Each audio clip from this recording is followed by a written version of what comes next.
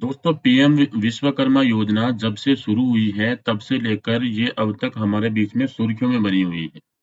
सुर्खियों में होने का मेन कारण जो है वो ये है कि इसका सर्वर जो है वो लगातार सही ढंग से काम नहीं कर पाता।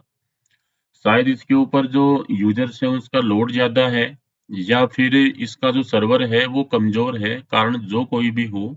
लेकिन जब भी हम फॉर्म भरने के लिए अप्लाई करने के लिए बैठते हैं तो घंटों बीत जाते हैं, लेकिन इसका ऑनलाइन फॉर्म जो है वो कंप्लीट नहीं होता।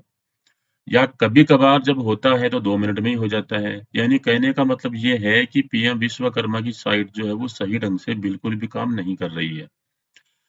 आज की ताज़ा अपडेट जो है उसकी अगर हम बात करें तो आज सुनने में ये भी आ रहा है कि कुछ यूट्यूब चैनल और कुछ जो न्यूज़पेपर हैं वो ये दावा कर रहे हैं कि कुछ ई-मित्र वाले जो हैं वो लोगों को बहला-फुसलाकर ये फ़ॉर्म जो है वो जानबूझकर अप्लाई करवा रहे हैं। ये ₹15,000 का टूल किट जो है या 1 लाख और 2 लाख वाला जो अमाउंट है वो मिलना सिर्फ़ एक मिथक है, एक झूठ है, एक अफ़वाह है। किसी को कोई अमाउंट नहीं मिलने वाला है, सिर्फ़ ये ई-मित्र वाले अपनी कमाई करने के लिए ये बातें जो हैं वो जोड़ रहे हैं। तो इसी टॉपिक के बारे में हम आज की वीडियो में बात करने वाले हैं और मेन टॉपिक जो है वो ये हम ये कवर करने वाले हैं कि इस योजना की साइट काम कब करती है। कुछ लोग ये बोलते हैं, कुछ यूट्यूब चैनल्स जो हैं वो ये दावा करते हैं कि रात को 10 बजे बाद में या 9 बजे बाद में या सुबह अर्ली मॉर्निंग ये साइट जो है वो सही से काम करती है। लेकिन आप लैपटॉप का जो नीचे वाला कॉर्नर है उसमें आप देख सकते हैं कि रात के 10 बज के 38 मिनट हो चुके हैं। अब मैं आपको ये जो साइट है वो चला के दिखाऊँगा कि चल रही है या नहीं चल रही, तो आपको भी आइडिया लग जाएगा कि हमें किस टाइम पे अप्लाई करना चाहिए और कब आपको अप्लाई करना चाहिए। कुछ न्यूज़ चैनल्स जो हैं वो ये भी दावा करते हैं कि रात के टाइम पे फॉर्म भरो और आपको पता है कि पीएम विश्वकर्मा योजना में कस्टमर का फिंगर लगवाना ज़रूरी है। तो क्या रात को 12 बजे कस्टमर फिंगर लगाने के लिए आएगा? सभी टॉपिक्स जो हैं इस वीडियो में हम कवर करने वाले हैं। मेरी बस आपसे सिर्फ़ एक छोटी-सी रिक्वेस्ट है कि इस वीडियो को जितना भी लंबा हो 7 मिनट, 8 मिनट, 10 मिनट आप कम से कम इसको 5 मिनट ज़रूर देखें। लाइक आपको समझ में आई तो करना, सब्सक्राइब आपको समझ में आई तो करना, लेकिन कम से कम इस वीडियो को 5 मिनट आपको ज़रूर देखना है। तो चलिए इस वीडियो के बारे में जो तमाम जानकारियाँ हैं वो मैं आपको बताता हूँ। सबसे पहले जो न्यूज़ की कटिंग आप देख पा रहे हैं जिसमें ये दावा किया गया है कि कुछ ई-मित्र धारक जो हैं वो फर्जी तरीके से या लोगों को बहला-फुसलाकर फॉर्म भर रहे हैं। तो सबसे पहली बात तो ये है कि ई-मित्र कियोस्क धारक जो हैं उन्होंने ये योजना नहीं बनाई है और उन्होंने ये ऑनलाइन फॉर्म नहीं निकाला है। जब ये फॉर्म ऑनलाइन हुआ, मार्केट में आया, तब जाकर ई-मित्र वालों ने फॉर्म भरना शुरू किया है। दूसरी बात, ई-मित्र वाले जो हैं ये फॉर्म अप्लाई नहीं कर रहे हैं, ये फॉर्म तो सीएससी बीएलई जो हैं वो अप्लाई कर रहे हैं। तो ई-मित्र धारकों का तो इसमें सवाल ही पैदा नहीं होता, क्योंकि सभी ई-मित्र धारक सीएससी बीएलई भी हों ये ज़रूरी नहीं है। सभी के पास सीएससी हो ये ज़रूरी नहीं है। एक गाँव में अगर 7 या 8 ई-मित्र हैं तो उसमें से केवल 2 के पास ही मुश्किल से आपको सीएससी मिलेगा। तो सभी ई-मित्र वाले जो हैं ये फॉर्म नहीं भर रहे हैं। अगर आप एक आमजन हैं और अपना विश्वकर्मा योजना का फॉर्म भरवाने आप जा रहे हैं, तो आपको ये सुनिश्चित कर लेना चाहिए कि जिस दुकान पे हम फॉर्म भरवाने जा रहे हैं, क्या उसके पास में सीएससी है या केवल वो किसी दूसरे की आईडी पे काम कर रहा है। आपको ये ज़रूर से पता कर लेना चाहिए। तो ई-मित्र वाले किसी को बहला-फुसला कर ये फॉर्म भर रहे हैं, इसका तो सवाल ही पैदा नहीं होता, क्योंकि कस्टमर को पता है कि फॉर्म ऑनलाइन हो रहे हैं, आवेदन हो रहे हैं, योजना आई है। तो सीएससी विलय का तो काम है फॉर्म भरना, इसमें लूट-खसोट वाली कोई बात नहीं है। दूसरी जो मेन दिक्कत है वो ये है कि पीएम विश्वकर्मा योजना जो है उसके बारे में किसी को ये नहीं पता कि इसमें कौन-कौन से फॉर्म अप्लाई किए जा रहे हैं। मेन रूप से इस योजना को केवल सिलाई मशीन योजना के नाम से जाना जा रहा है। अब ये दिक्कत जो है ये भी सीएससी विलय की नहीं है, ये दिक्कत आम आदमी की भी नहीं है। जितना आम आदमी की समझ में आया उतना ही वो बता रहा है।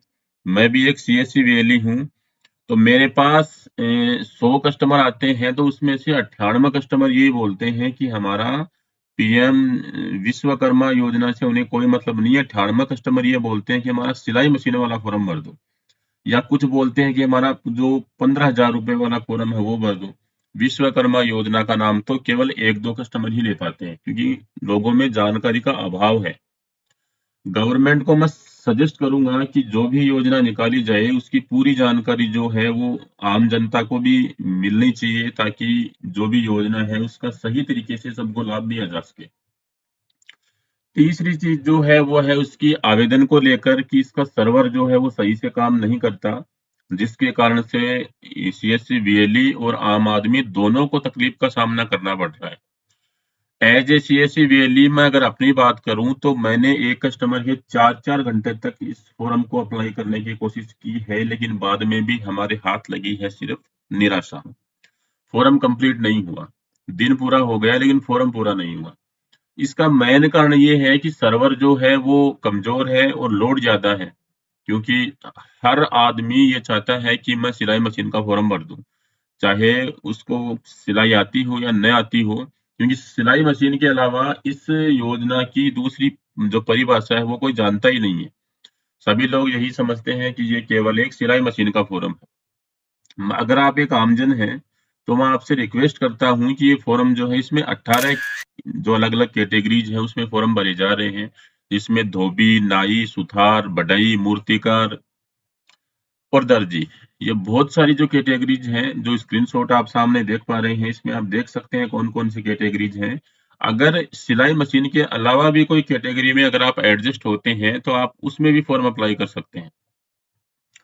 और अब मेन टॉपिक जो है हमारा कि क्या हम रात के समय पे इस फॉर्म को भर सकते हैं, तो मैं आपको यहाँ पे एक बार आवेदन जो है वो करके दिखा देता हूँ। आज ही ये जो साइट है इसका जो मेन पेज है उसको अपडेट किया गया है।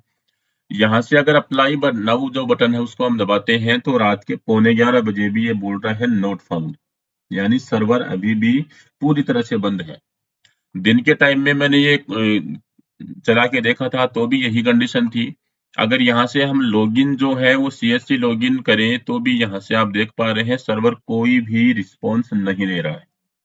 अब आप सोचिए कि जब तक 11 बजे तक ही कोई रिस्पॉन्स नहीं है तो क्या कस्टमर रात को 1:30 बजे हमारे पास में हमारे घर पे अंगूठा लगाने आएगा, फिंगरप्रिंट लगाने आएगा? तो सरकार जो है उससे रिक्वेस्ट है कि या तो इसे जो फिंगरप्रिंट वाली जो बाध्यता है उसको खत्म की जाए, ताकि हम रात को अपने घर पे बैठ के ओटीपी वगैरह पूछ के कस्टमर का फॉर्म भर सकें।